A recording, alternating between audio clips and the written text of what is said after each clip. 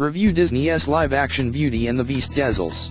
When Disney first announced the plan to remake its animated classics as live-action flicks, many folks were initially, understandably, skeptical.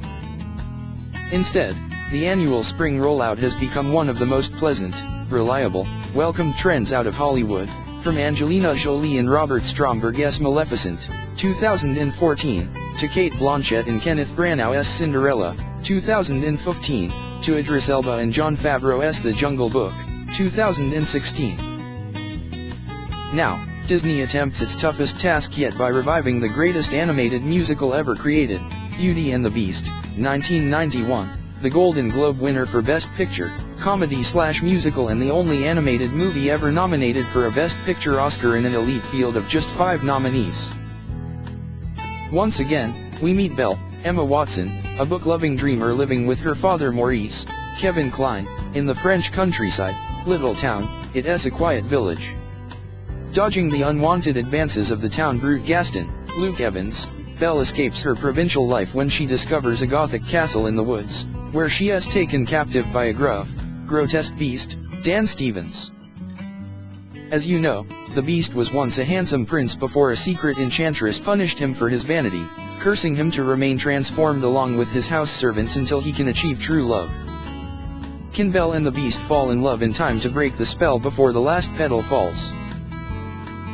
While it's impossible to match the 1991 animated classic, this loving live-action tribute at least does the film justice. It's smart enough never to stray too far from our beloved elements, while taking occasional risks to provide something there that wasn't there before answering a question that's plagued fans for years: how exactly did Belle become an only child living like a hermit with her dad? If you're a Disney purist who opposes such amendments, try to remember that the 1991 version was itself a remake of Jean Cocteau's French film masterpiece Beauty and the Beast, 1946, which turned teardrops into diamonds and Gaston into a beast in the end. In truth, the tale is old as time, or at least 1740 when it was first published by French novelist Gabrielle Suzanne Barbat de Villeneuve. In 2017, the story means new things to new people, so it's time for a new generation to explore it. Emma Watson is a no-brainer for this demographic, earning a special affection with audiences after watching her grow up before our eyes as Hermione Granger in the Harry Potter series. As Belle, she looks the part and acts it quite well, mining father-daughter emotion with the stellar Kevin Kline. However, something sounds a little too perfect about her singing voice, boasting an artificial sheen that sounds different from the rest of the cast. Did the filmmakers try a little Disney magic with digital enhancements? They should take a lesson from the other Emma Stone, whose voice wasn't perfect in La La Land but whose raw vulnerability was rewarded with a Best Actress Oscar. Like that sage advice goes, don't let the perfect become the enemy of the good. Unless, of course, you repage O'Hara, whose voice was pitch perfect as Belle in 1991, check out our chat with O'Hara here.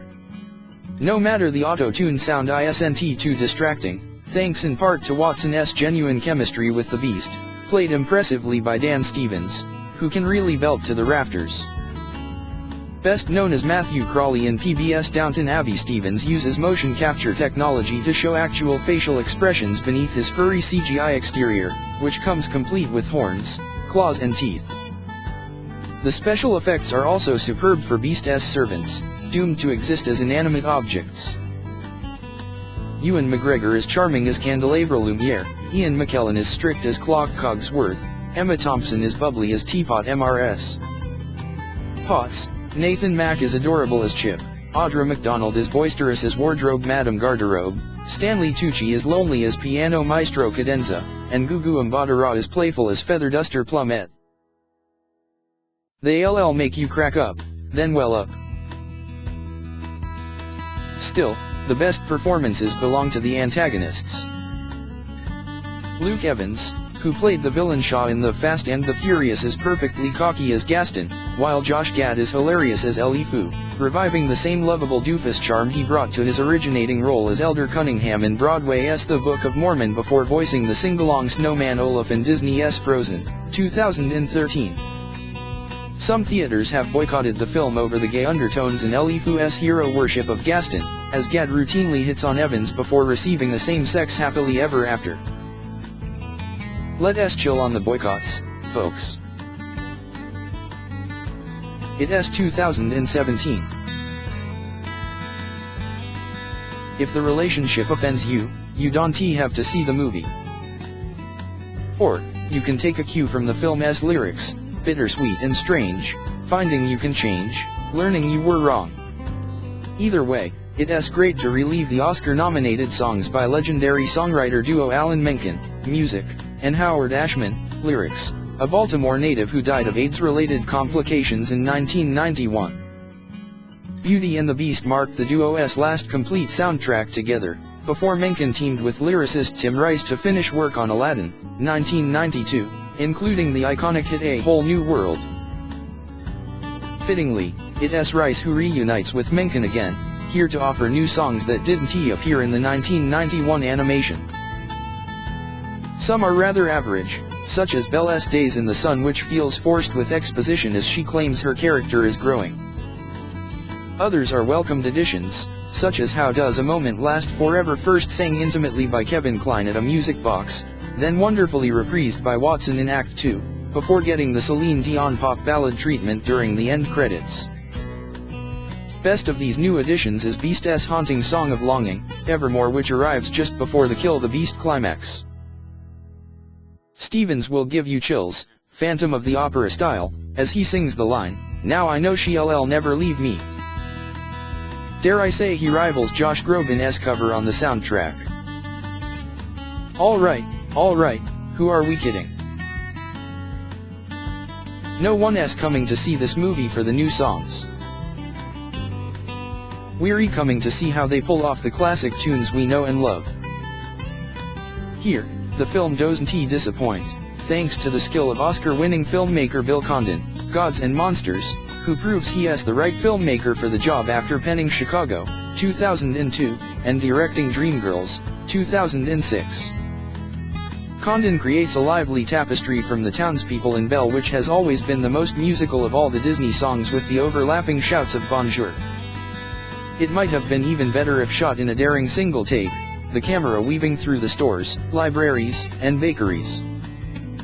As expected, Condon saves his most daring techniques for Be Our Guest, a dazzling number where the food, plates, and silverware form kaleidoscopic images in the style of a Busby Berkeley musical, just like the 1991 animation, all backed by the mesmerizing Moulin Rouge pipes of McGregor. It all builds to the moment of truth, the title number Beauty and the Beast, where Condon delivers a nostalgic crane shot from the ballroom chandelier to find Watson sparkling in her gold dress for a wonderful waltz. Of course, you'll miss Angela Lansbury's golden voice singing the legendary song, but Emma Thompson gives a valiant effort as Alan Menken's violins register timeless goosebumps. Just as Celine Dion and Peabo Bryson turned the Oscar-winning song into a Grammy-winning hit, Ariana Grande and John Legend perform the duet here, which could catch serious fire on the radio. Either way, it's proof that the magic still works, casting its spell for a dazzling tale as old as time. Yes, the future remains bright for Disney's live-action remakes, leaving fans excited for Guy Ritchie to direct the live-action Aladdin and Favreau to direct Donald Glover in the live-action Lion King. If you expect something new, don't get your hopes up. But if you love reveling in nostalgia, be our guest.